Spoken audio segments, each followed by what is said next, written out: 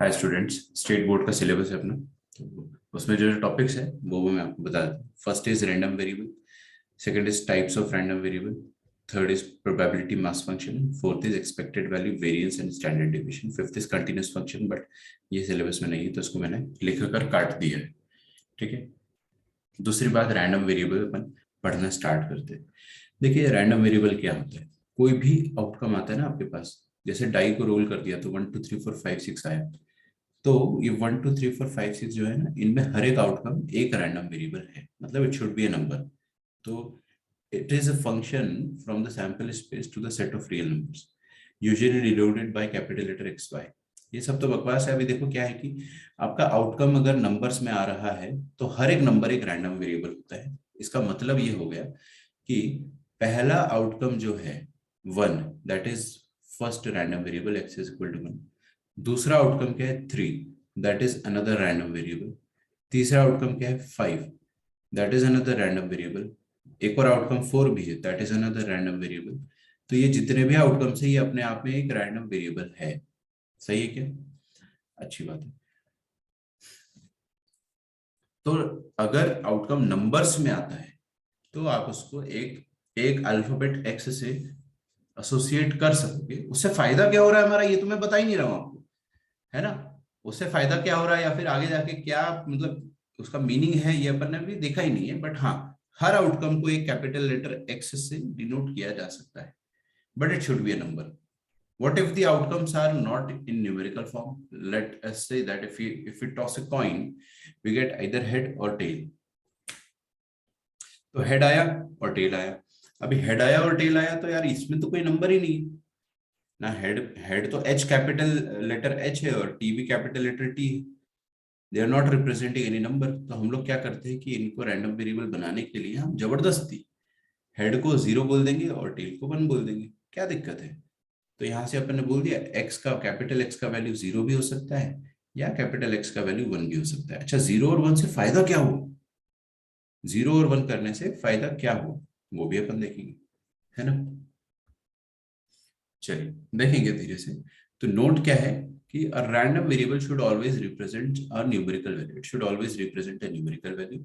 If the outcome of the experiment is expressed in descriptive way, जैसे कि head, tail, ये descriptive way हो गए, we may modify the outcome suitably so that it is expressed in numerical form. ठीक है, फिर अपन उसको जबरदस्ती नंबर बना देंगे। अब ये सब करने से हमारा फायदा क्या हो रहा है वो मैं आपको अब सिखाने जा रहा हूँ।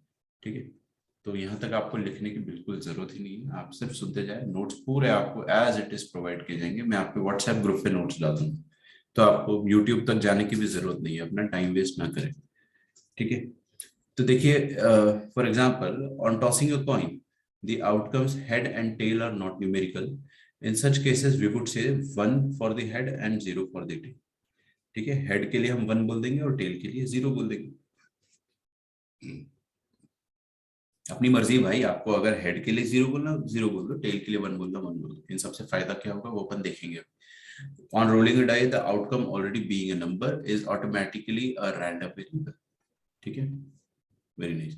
Now types of random variable, ये तो मैं बता ही चुका हूं आपको क्या चीज ये हो रही है। तो don't need to write it, don't need to understand it in more descriptive way, इतना काफी। टाइप्स ऑफ रैंडम वेरिएबल अपन देखते हैं। देखिए रैंडम वेरिएबल के जो टाइप होते हैं वो दो होते हैं, एक होता है डिस्क्रीट, एक होता है कंटिन्यूस। तो डिस्क्रीट आरबी या फिर कंटिन्यूस आरबी। डिस्क्रीट आरबी का मतलब वो रैंडम वेरिएबल जिनको आप गिन सकते हो, दैट इज काउंटेबल, है ना। And continuous RV is something which is uncountable, which is infinite, which you cannot count. Examples देखेंगे अपन, सब क्लियर हो जाएगा। Good news is that it is out of syllabus for 2021। This continuous random variable is out of syllabus for 2021 and as well as 2022। तो ये तो बहुत अच्छी बात होगी, ये तो डिलीटेड सिलेबस का पार्ट हो गया। कंटिन्यूस रैंडम वेरिएबल हमें नहीं पढ़ना है। तो डिस्क्रीट रैंडम वेरिएबल पहले समझने का प्रयास करते हैं। देखो मैं आपको सिंपल सी भाषा में समझाऊंगा कि डिस्क्रीट रैंडम वेरिएबल क्या होता है। ये परिभाषा अंग्रेजी में लिखी हुई है, पहले इसको पढ़ लेते हैं। Random variable is said to be discrete if it takes either finite और काउंटेबली फाइनाइट वैल्यूज, है ना। Thus a discrete random variable takes only isolated values. काम की बात यह है कि वो सारे रैंडम वेरिएबल जिनको आप गिन सकते हो, है ना। या फिर दे आर काउंटेबली इनफाइनाइट। बहुत ज्यादा है बट फिर भी गिन सकते हो, बहुत ज्यादा है बट फिर भी गिन सकते हो। काउंटेबल इन्फिनिटी और अनकाउंटेबल इन्फिनिटी जो होता है, that is one another topic जो आपको है ना आईआईटी के शायद थर्ड या फोर्थ सेमेस्टर में पढ़ाया जाता है। बहुत बड़ा सा टॉपिक होता है, इतना बड़ा डिबेटेबल टॉपिक है वो पूरे मैथमेटिक्स का। दो तरीके की इन्फिनिटी होती है, काउंटेबल एंड अनकाउंटेबल। तो countable and uncountable infinity is something that we will study later on, but for the time being मैं आपको सिर्फ इतना बता रहा हूँ कि इनफाइनाइट वैल्यूज बहुत ज्यादा है but they are countable in a sense. Will get to know how. ठीक है, thus a discrete RV takes only as। अच्छा, ये जो टॉपिक है काउंटेबल इन्फिनिटी का, ये मोस्टली आईआईटीज में ही पढ़ाया जाता है और कहीं नहीं पढ़ाया जाता है। तो आप लोग अगर पढ़ोगे तो इसको वहीं पढ़ोगे तो बहुत इंटरेस्टिंग। प्रोफेसर्स भी बड़े कंफ्यूज होते हैं इस चीज में, कंफ्यूज होना बनता भी है, क्योंकि ये बहुत इन्फिनिटी ऐसी चीज है जो किसी को भी नहीं पता है ना। रामानुजन थे, उनको पता था लेकिन उनको भी नहीं पता था, ऐसा है। बहुत सारी चीजें उनकी हमको समझ में नहीं आती। तो it is a very big topic. And यहाँ पर काउंटेबल इन्फिनिटी का क्या सिनेरियो है वो मैं आपको समझाऊंगा आगे जाके। काम की बात यह है कि डिस्क्रीट में जितने भी आउटकम रहेंगे हम उनको गिन सकते हैं, है ना। और कंटिन्यूस में क्या होता है वो अपन देखते हैं। एग्जाम्पल भी अभी मैं आपको सारे बताऊंगा, लाइन से एग्जाम्पल बताऊंगा, तो उसकी चिंता आपको करनी नहीं है। देखिए भाई,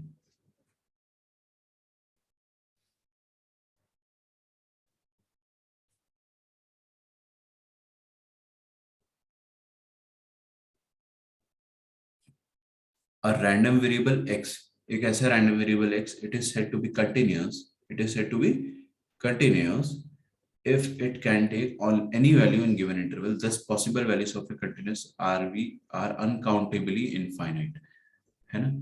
अनकाउंटेबली इनफाइनाइट मतलब इनफाइनाइट भी है और उसको अपन काउंट नहीं कर सकते। ठीक है, तो कहने का मतलब ये है कि कंटिन्यूस वेरिएबल में बहुत सारे ऐसे आउटकम्स आएंगे जो आप गिन ही नहीं सकते, औकात के बाहर है। क्या होता है ऐसा, देखेंगे अपन। Let us move on to the next page. तो यहाँ पर आ जाइए, आइडेंटिफाई। ये एग्जांपल है, यहाँ से अपने को सारी चीजें एकदम क्रिस्टल क्लियर हो जाएगी। जैसे कि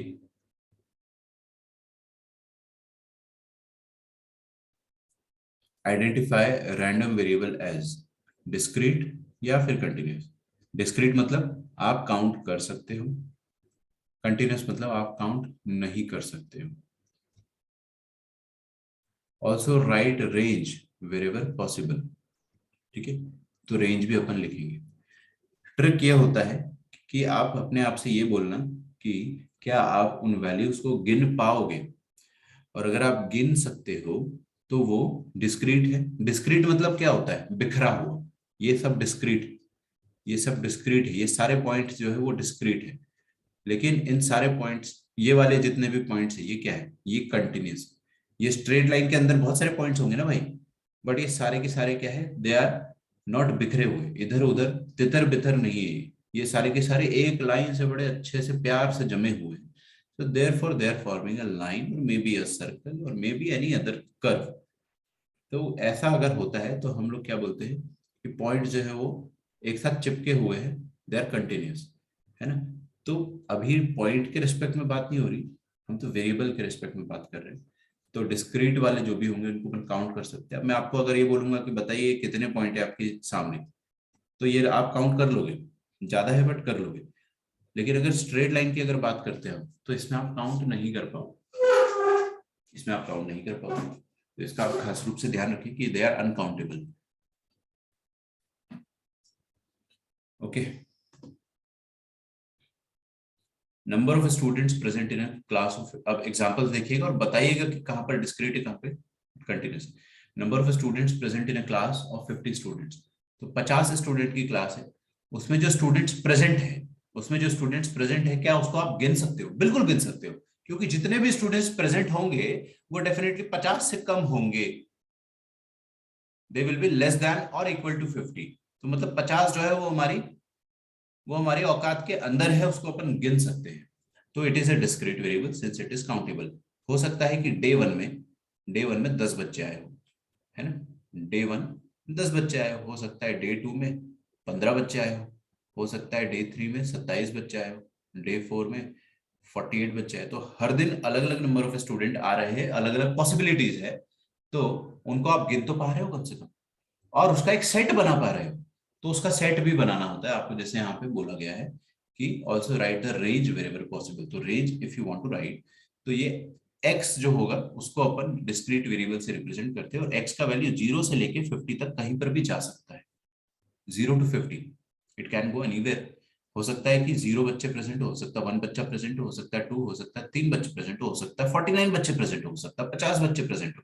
लेकिन जितने भी बच्चे प्रेजेंट होंगे वो इसी सेट के अंदर ही रिप्रेजेंट किए जा सकते हैं। We can form a set, and if you can form a set which is a finite set, then the variable is also finite, that is discrete, you can count it। तो बहुत आसान है, आप बस मेरी जो बातें हैं उनको समझते चले जाइए, लिखने की कोशिश ना ही करें तो बेहतर हो। A page in a book can have at most 3 words। एक पेज है एक किताब में, उसमें ज्यादा से ज्यादा 300 वर्ड्स हो सकते हैं, ठीक है। Number of misprints on a page, number of misprints on a page is x। अब जो रैंडम वेरिएबल बोला गया है आरवी, आज से मैं आरवी बोलूंगा तो आप समझ जाना कि सर कुछ रैंडम वेरिएबल x की बात कर रहे हैं, और वो x क्या है, इट्स अ नंबर।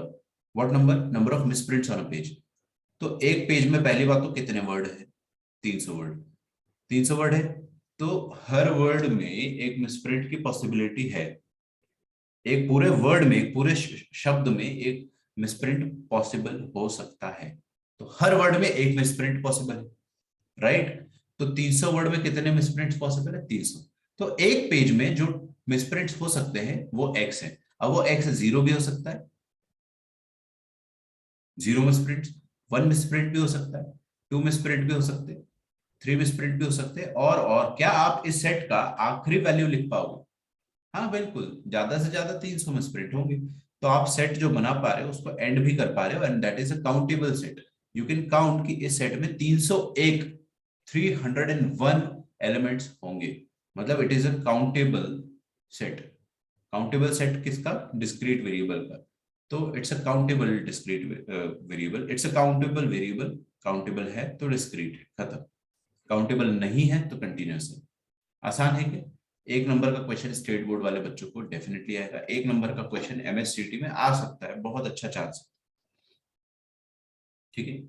आपको बिल्कुल दे देगा कि which of the following is discrete, A B C D 4 option दे देगा, उसमें से एक ऑप्शन डिस्क्रीट होगा, 3 कंटिन्यूस होंगे, आपको टिक करना है आपके एक क्वेश्चन पक्के। हाँ जी। अब height of a sky scraper, height of a sky scraper continuous होगा या डिस्क्रीट होगा, कोई मुझे गेस करके बताइए। क्या अपन इसको काउंट कर सकते हैं? Height of a sky scraper x, तो एक्स का क्या क्या वैल्यू हो सकता है, एक्स क्या क्या वैल्यू ले सकता है? स्काई स्क्रेपर मतलब होता है बहुत ही लंबी सी बिल्डिंग जो आसमान को चीरते हुए निकल जाए। Sky scrape, something that scrapes the sky. मेरे ख्याल से ऐसे ही कुछ होता होगा, मैंने ज्यादा स्टाइल मार के बोल तो दिया है, लेकिन लंबी इमारत को अपन स्काई स्क्रेपर कहते हैं। इसकी जो हाइट होती है क्या इसको अपन गिन पाएंगे? ये थोड़ा सा आपको परेशान करेगा, बट अपन समझने की कोशिश करते हैं। ये डिस्क्रीट है कंटिन्यूस, बताइए मुझे, इज इट डिस्क्रीट और कंटिन्यूस?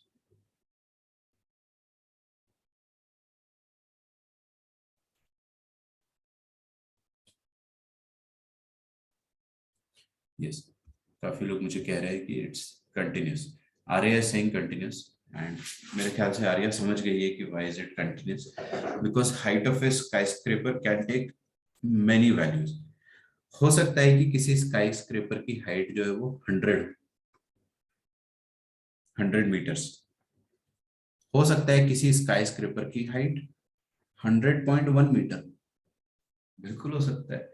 हो सकता है किसी स्काई स्क्रेपर की हाइट 100.2 मीटर, हो सकता है किसी स्काई स्क्रेपर की हाइट 300 मीटर्स हो सकता है 300.1 मीटर्स हो। अब कितनी भी हाइट हो सकती है, हाइट को आप मेजर कर सकते हो, लेकिन जो हाइट की वैल्यूज है उनसे सेट जो बनाओगे। अच्छा, मैंने यही एग्जांपल दिए यहाँ पे भी, तो ये सारी हाइट्स पॉसिबल है भाई, बिल्कुल हो सकता है हाइट 100.22 हो जाए, या 200 हो जाए, 500 हो जाए, 500.5 हो जाए, ठीक है। तो ये जो हाइट ऑफ स्काई स्क्रेपर है it can take infinite values, बिल्कुल इनफाइनाइट वैल्यूज ले सकता है ये, ठीक है। तो इसका मतलब क्या हो जाएगा कि it is a continuous random variable. ठीक है, it's a continuous random variable. तो मैंने यहाँ पे रीजन भी लिखा है, मैं आपको रीजन पढ़ के बता देता हूँ ताकि आप लोग जब नोट्स डाउनलोड करो तो आपको किसी बात की चिंता ना करनी पड़े। ठीक है, infinite values of X are possible since height of a skyscraper can have infinite any positive or fractional value. Any positive or fractional या डेसिमल वैल्यू में लिखना ज्यादा उचित रहेगा। एनी पॉजिटिव या फिर डेसिमल वैल्यू, समझ गए ना आप मेरी भावना को, समझ गए? तो which means it can take uncountably infinite values, मतलब इतनी सारी वैल्यूज हो सकता है कि हम उसको काउंट ही ना कर पाए। ठीक है, अगर मैं आपको एक टास्क दे दूं कि इसमें 1000 तरीके से हाइट लिख कर बताओ तो आप 1000 तरीकों से हाइट लिख दो। अगर मैं आपको इसमें ये बोल दूं कि आप 5000 तरीकों से हाइट लिख कर बताओ तो आप लिख दोगे। मैं आपको बोलता हूँ 5 करोड़ तरीके से हाइट लिख के बताओ तो भी लिखा जा सकता है, आपको 1 साल लग जाएगा लेकिन लिख दोगे। बात का मतलब ये हुआ कि हाइट तो हम लिख सकते हैं लेकिन it can take infinitely uncountable values. ठीक है,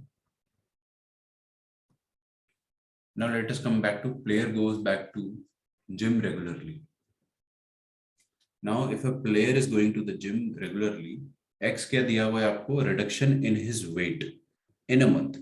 ये भी इनफाइनाइटली अनकाउंटेबल हो गया ना यार, क्योंकि यार रिडक्शन इन वेट 1.5 किलो भी कम कर सकता है, 1.3 भी कम कर सकता है, 1.2 भी कम कर सकता है, 2.2 भी कम कर सकता है, 2.25 भी कम कर सकता है, 3.97 भी कर सकता है, 3 भी कर सकता है। और मेरी तरह अगर किसी ने 11 किलो कम किया है, ठीक है, तो जैसे कि मैंने 11 kgs कम किया है ना, तो ये भी किया जा सकता है बिना जिम के।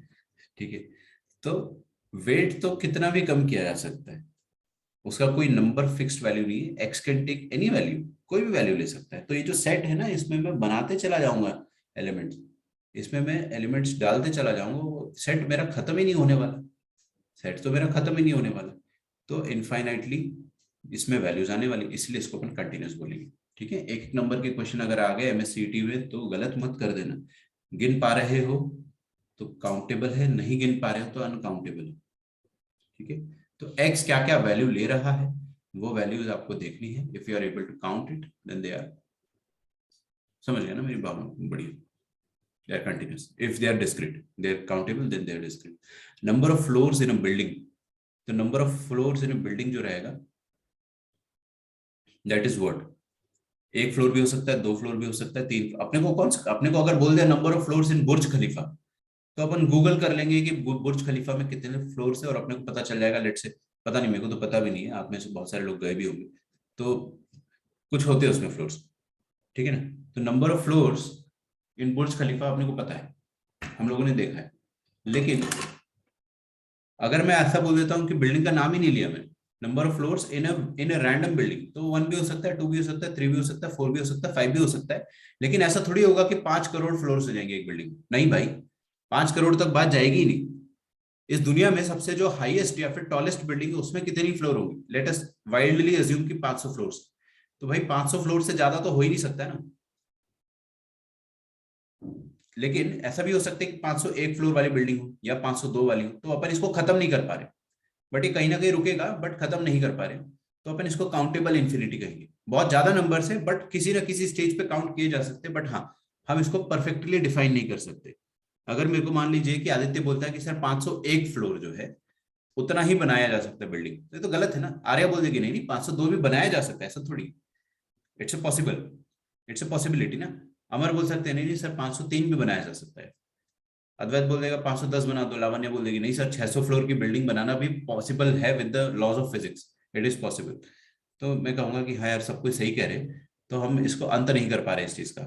It can go as long as you might want to debate, okay, but we can not end it, and if we can not end it, it is to be considered as infinite. ठीक है, और ये वाला infinite कैसा हो गया, countable infinite. जो भी जितना भी आप इसको खींच के ले जाओगे उसको आप गिन सकते हो। ठीक है, बट है तो इनफाइनाइट, तो अपन इसको डिफाइन नहीं कर सकते।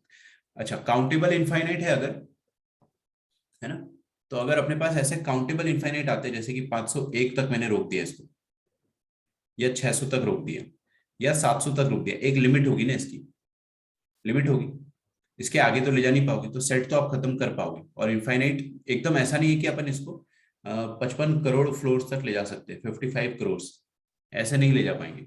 कुछ 500 600 पे रुकना ही पड़ेगा अपने को, तो कहीं ना कहीं रुकेंगे ही। और अगर आप रुकोगे कहीं ना कहीं तो वो काउंट हो पाएगा, और वो काउंट हो पाएगा तो वो काउंटेबल है। Infinite values can be taken, but that can be taken countably. And if they can be taken countably, then they are to be considered as discrete. ठीक है, तो मैंने discrete की definition में भी लिखवाया था, देखिए यहाँ पे कि discrete होते जिनको आप गिन पाओ या फिर जो countable infinity values ले, है ना? If it takes either finite values or countably infinite values, या तो आप उसको अच्छे से गिन पा रहे हो या तो गिन नहीं पा रहे हो, बहुत ज्यादा वैल्यूज है बट फिर भी औकात के अंदर है। तो नंबर ऑफ फ्लोर जो है वो औकात के अंदर है। नंबर ऑफ फ्लोर्स जो है वो करोड़ों में जा ही नहीं सकती, हजारों में भी नहीं जा रही, हंड्रेड्स में रहेगी, विच इज काउंटेबल। हाँ, बट डिफाइन नहीं कर पा रहे अपन कि कितनी। ठीक है, तो ये थोड़ा सा डिबेटेबल पॉइंट है, ये जनरली पूछा जाता है एग्जाम्स में। ओके, तो आप अगर लिख नहीं रहे हो तो अच्छी बात है, मैं आगे बढ़ता हूँ। 4 cars are selected from showroom. 4 car अपन ने सिलेक्ट की है शोरूम से। नंबर ऑफ कार्स जो है वो एक्स बोल दिया, तो एक्स क्या है? Number of cars having diesel engine. Number of cars having diesel engine. तो 4 में से हो सकता है कि 0 कार्स हो डीजल इंजन में, उस समय एक्स की जो वैल्यू हो जाएगी वो 0 हो जाएगी। अगर एक ही कार है डीजल इंजन वाली तो एक्स की वैल्यू 1 हो जाएगी। 2 कार है डीजल इंजन वाली तो एक्स की वैल्यू 2 हो जाएगी। 3 कार है डीजल इंजन वाली तो एक्स की वैल्यू 3 हो जाएगी। 4 कार है डीजल इंजन वाली तो एक्स की वैल्यू 4 हो जाएगी। एक्स की वैल्यू 4 से ऊपर नहीं जा सकती है और 0 से कम नहीं हो सकती है, और 0 1 2 3 4 के अलावा कुछ और नहीं हो सकती, डेसिमल वैल्यू नहीं हो सकती। तो ये फिक्स है, इट इज प्योरली काउंटेबल, है ना, finitely countable, then it is definitely discrete. ठीक है, तो ये लिख डालो आप। ये ऊपर में फ्लोर वाला एग्जांपल जो है वो चल रहा था, तो आप अच्छा लिख नहीं रहे हो तो मत लिखो, कोई बात नहीं, इसको समझ गए हम। हम्म, ठीक।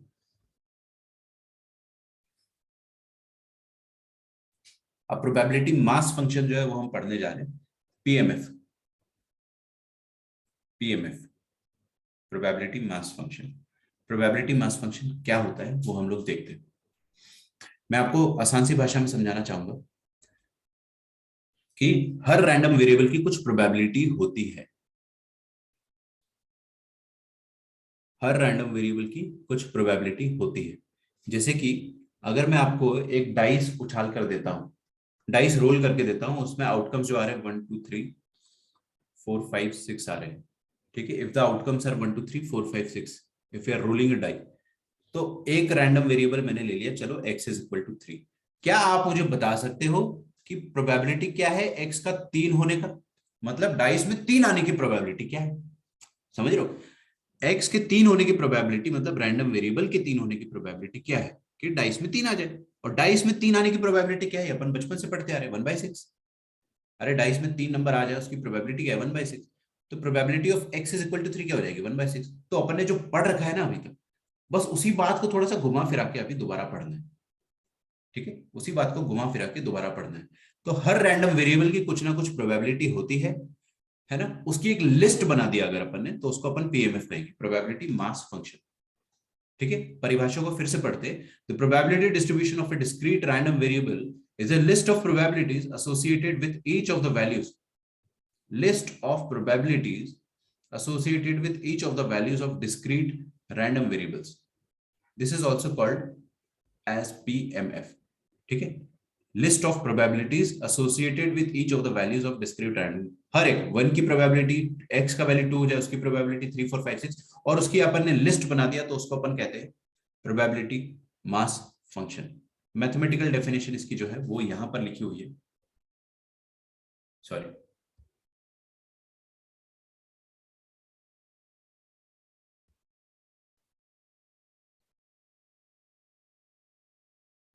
If x is a discrete random variable defined on a sample space S and the range of a random variable x, range of a random variable x assumes the values x1, x2, x3 and xn, then the function px is equal to xi is called probability mass function of x.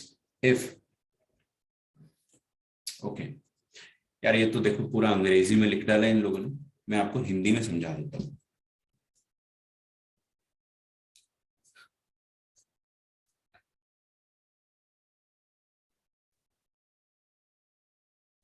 देखिए, x क्या है, discrete